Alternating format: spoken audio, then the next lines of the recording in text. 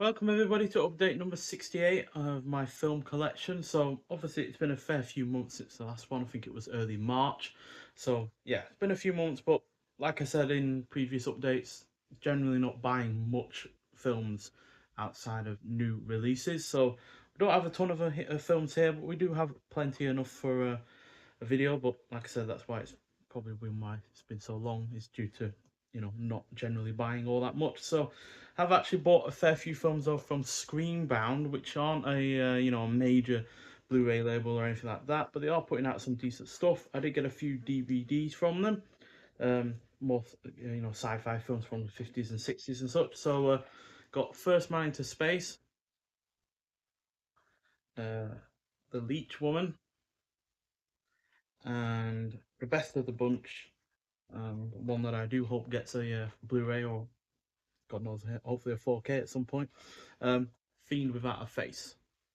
So yeah, they're all decent enough quality in terms of the picture and sound and stuff, but definitely room for improvement when it comes to the if they were put on Blu-ray, for instance. And then we also got, well, I also got a couple of Blu-rays from them as well. So I got Death Rides a Horse, which is a spaghetti western, starring Lee Van Cleef. A really, really good effort. Usually one of my favourites of that type.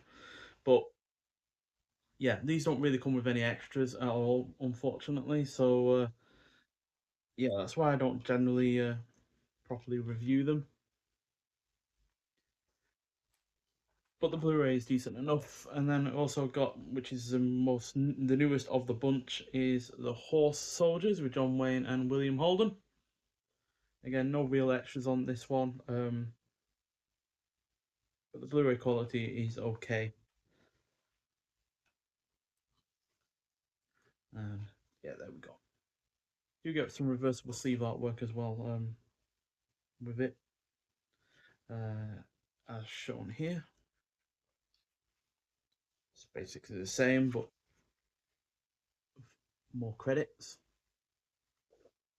Yeah, they're fairly good. I would like them to get into more, higher quality releases, more extras and stuff on the discs or physical extras as well. But that's just the way it goes sometimes, I guess. I also got a couple of standard 4Ks. My one of my favorite animated films as of recently, The Wild Robot. So I saw this again this year on IMAX because I didn't get the chance to see it originally in IMAX. Fantastic film, beautifully animated, excellent score, really emotionally weighty, great voice cast, plenty of humor throughout. It's just an absolutely joyous kind of film, really, and yeah, one that I highly, highly recommend seeing if you haven't already. And it's a great shame that DreamWorks are pretty much stopping animation directly from themselves. They're either going more into live action stuff with their remake of How to Train a Dragon, which I can't say I'm particularly looking forward to. It just looks like another soulless, drab remake of a animated film that we've come from all those Disney efforts. Um, but also they're seemingly putting it out of there any animation via subsidiary production companies. So yeah, which is a shame because with this it does show that they can do great animated films, and yeah, probably the last that they'll ever do directly, quite frankly, which is a massive shame. I can't remember if I've actually shown this before because I did get it a while ago because it did come up. The film itself did come out in yeah, it was released this year, so I must have just forgotten about it. And that is The Lord of the Rings: The War of Rohirrim. So yeah, again, another massive surprise as far as animated films go. And as you'll see with the Wild Robot, which is hardly lacking in peril or threat or anything like that, it's only a U. And yet with this one, it's actually rated a 12, which is very rare for a Western animated film to be a 12. Although I say Western, it does have you know people involved in it that are more involved with the likes of anime, which does show with the animation style. But yeah, fantastic film overall. To be honest, really, really surprised me how enjoyable it is. Doesn't really get lost in the whole world building elements and stuff like that, and neither is it, you know, concentrating on paying homage to the future films in the series because this is set before the original trilogy, I believe. So yeah, overall a really, really good release. And then we also from BFI had Brother.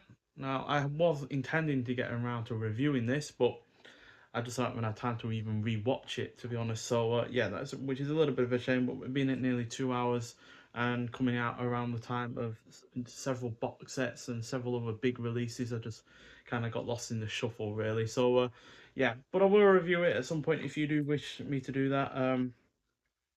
Because it is a good film overall.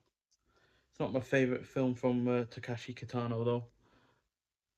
I'd say the likes of maybe Boiling Point or one of his other nearly Violent Cop, I think it is. It would be a better effort, but still overall a solid effort.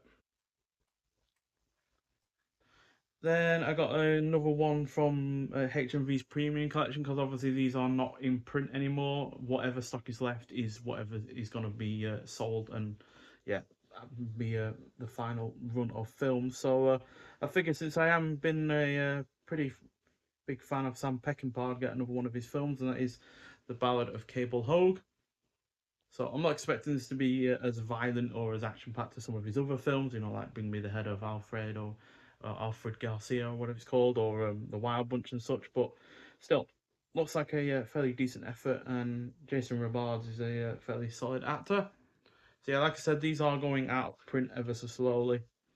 I do see them in my local HMV gradually whittled down. They've gone from multiple shelves to just a single one. So yeah, which is a little bit of a shame that they're not doing them anymore, but it's purely just because Warner Brothers wants to do it themselves, and whoever else is usually released these films. So we do get a poster with this, as well as art cards. Which is another reason why I like these releases, is because you got a good decent amount of physical extras. Not necessarily a bunch of extras on the actual disc itself, although there are some here, which I'll show you now. You can see that. But we also got the likes of art cards as well. So yeah, the poster artwork we've already seen, and then shots from the film.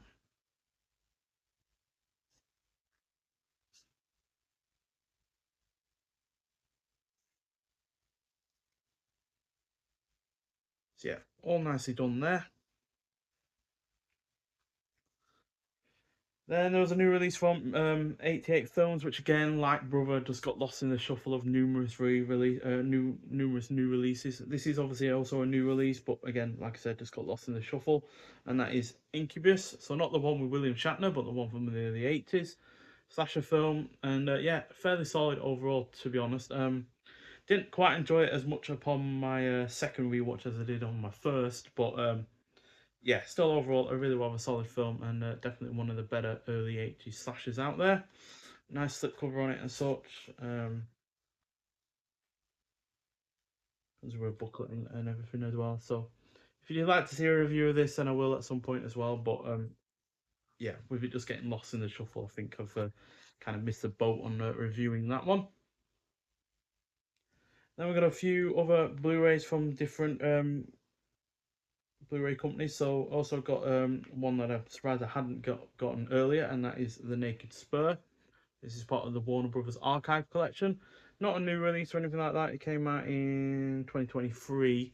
So yeah, but I am surprised I didn't get my hands on it sooner, because I did watch it on my own terms, and yeah, really really good Western. Jane Stewart, Janet Leigh, Robert Ryan, Ralph Meeker, all really really good cast.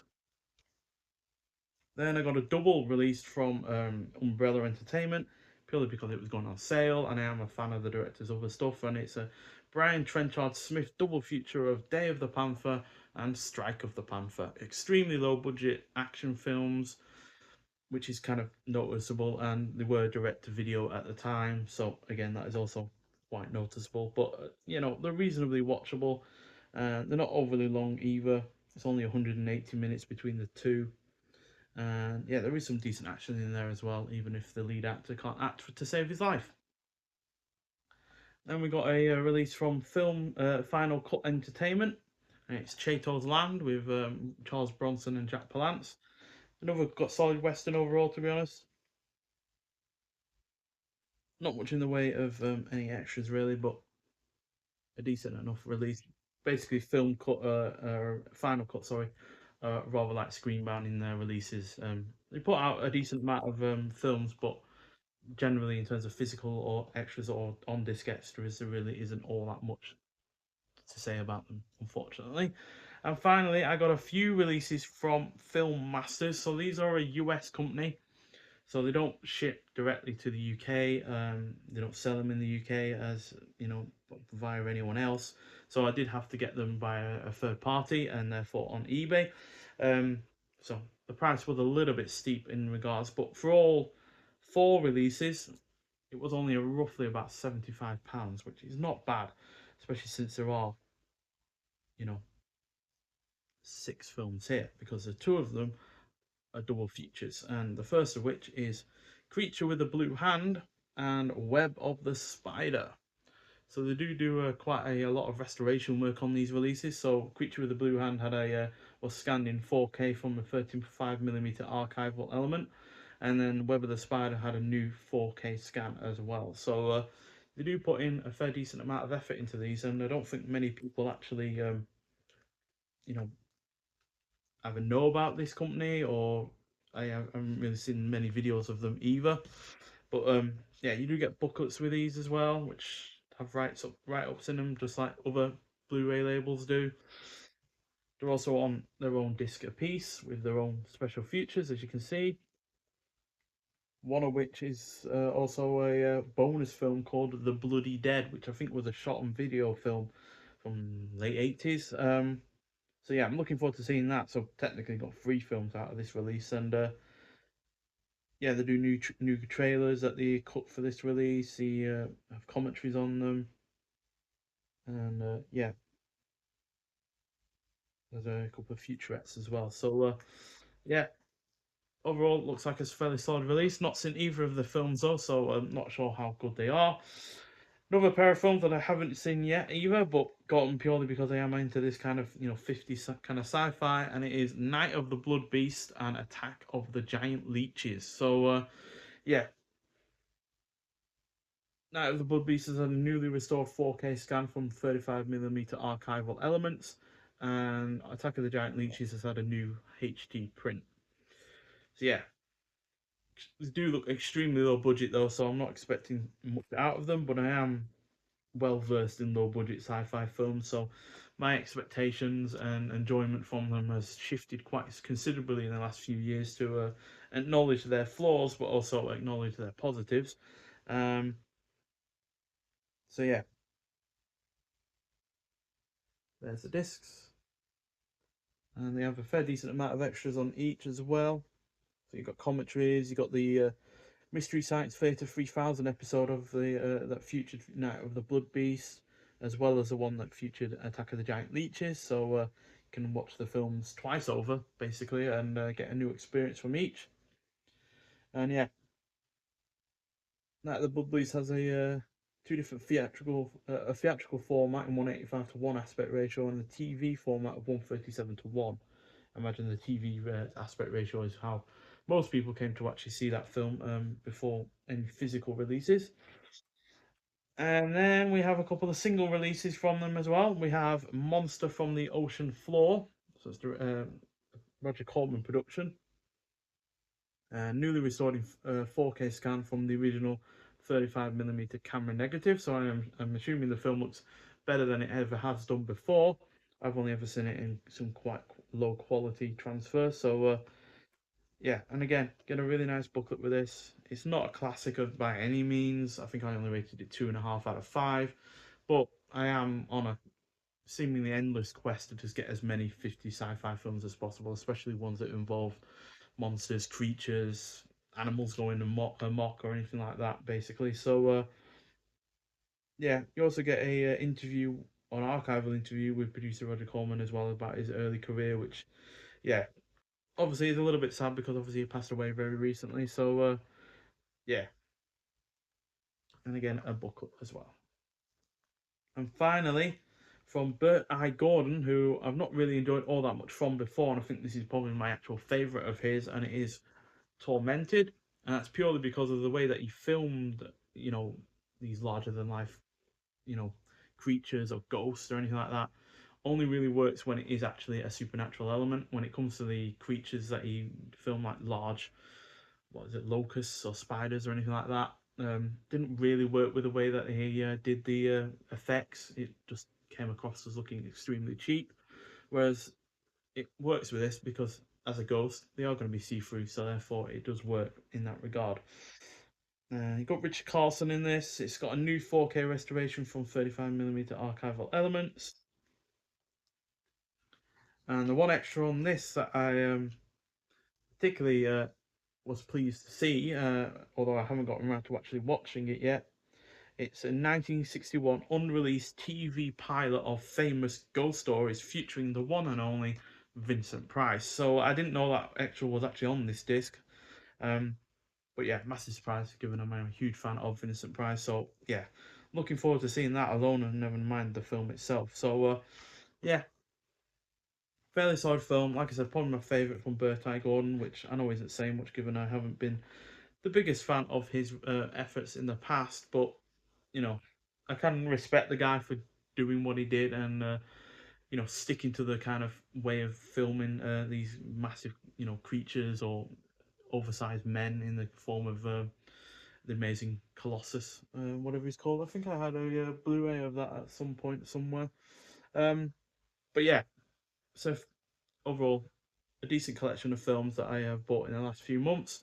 And yeah, looking forward to seeing the ones that I have yet to see. Obviously, it's mostly just the Horse Soldiers and the four releases from Film Masters that are part of a double collection. But still, overall, a solid release of films, and yeah, really, really pleased with what I've been able to get my hands on. Given that some of these are obviously not readily available in the UK, for instance, like the Day of the Panther and Strike of the Panther double feature release, for instance, which is come all the way from Australia. So yeah, but on the whole, a good amount of films here, and yeah, ones that I am pleased to have part of my collection. So yeah, but if you have seen any of these films before, I'd like to hear your thoughts on them. I'd also like to hear what you've been buying lately, as yeah, obviously I haven't bought a huge amount outside of the new releases that we've looked at in reviews in separate videos, but still, I yeah, like I said, I've always intended to slow down buying outside of new releases and. Yeah, that's why these updates are a little bit slower these days than they have been in the past. But nonetheless, thank you for watching, and I'll see you in the next one. Bye.